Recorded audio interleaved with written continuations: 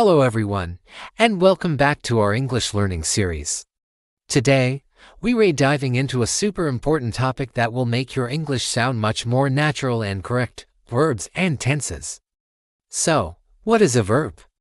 Think of it as an action word. It's what you asterisk. Running, jumping, thinking, sleeping, these are all verbs. They put the movement and life into our sentences. For example, in the sentence "the boy is running," the word running is our verb. It tells us the action the boy is doing. Simple, right? But here's where it gets interesting. Verbs change depending on the action happens. This is what we call tense. Tense is like a time machine for our words. It tells us if something is happening right now, if it already happened in the past, or if it's going to happen in the future. Let's break down the three main tenses. First, we have the present tense. This is for actions happening now, or things that are generally true. For example, I eat rice. It's happening now, or it's a regular habit. Next up is the past tense. This is for actions that have already finished. They happened yesterday, last week, or even 10 years ago. So, if I ate rice yesterday, I would say I ate rice. See how the verb eat changed to ate? That little change tells us the action is in the past. And finally, we have the future tense. This is for actions that haven't happened yet but will happen later. For tomorrow, next month, or next year. To talk about the future, we usually add the word will before the verb. So, if I plan to eat rice tomorrow, I'd say, I will eat rice.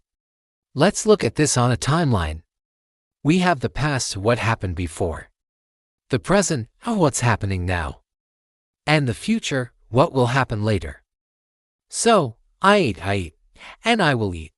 Past, present, future. Understanding this timeline is the key to mastering tenses. Now, let's talk about a common mistake. Mixing up these tenses can be very confusing for the listener. For instance, saying yesterday, I go to the market is incorrect. Why? Because yesterday tells us the action is in the past, but the verb go is in the present tense. It's a mismatch.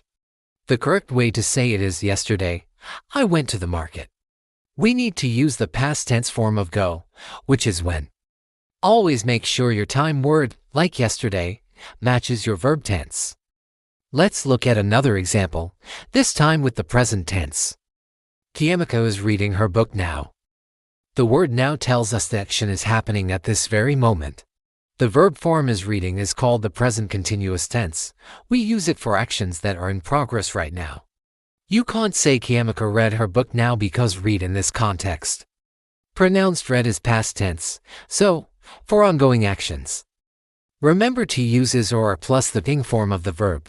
Okay, are you ready to test your knowledge? It's practice time. I'm going to give you a few questions. Pause the video after each one and try to find the answer yourself. Let's go. First question, identify the verb in this sentence. The children played football. Your options are A, the, B, children, C, played, D, football. Take a moment to think. The correct answer is C, played. Played is the action word. It's what the children did. Well done if you got that right. Next question. Choose the correct past tense verb to complete this sentence. She underscore to Lagos last week.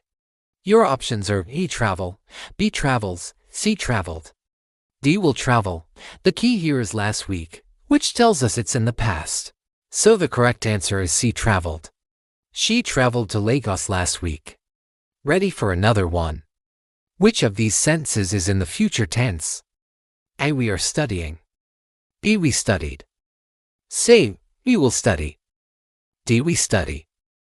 Remember what we said about the future tense.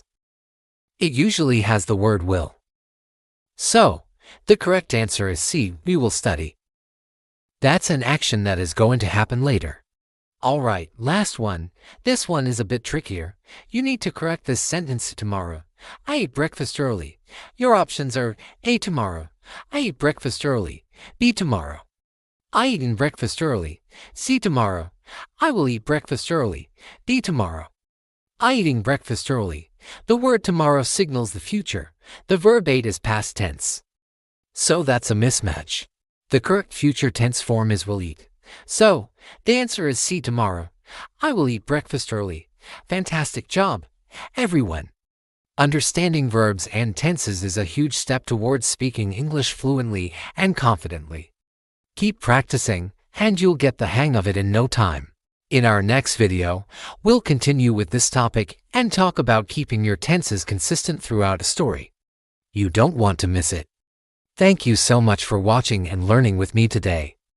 If you found this video helpful, please give it a thumbs up, and don't forget to subscribe to our channel and hit that notification bell so you won't miss our next lesson. Keep practicing, and see you in the next video. Don't struggle alone. At PathPass Academy, we make learning easier, with thousands of e-learning videos, a 24/7 AI tutor, and a virtual lab that helps you understand, not just memorize. Join now at www.pathpassacademy.com and start learning your way to success.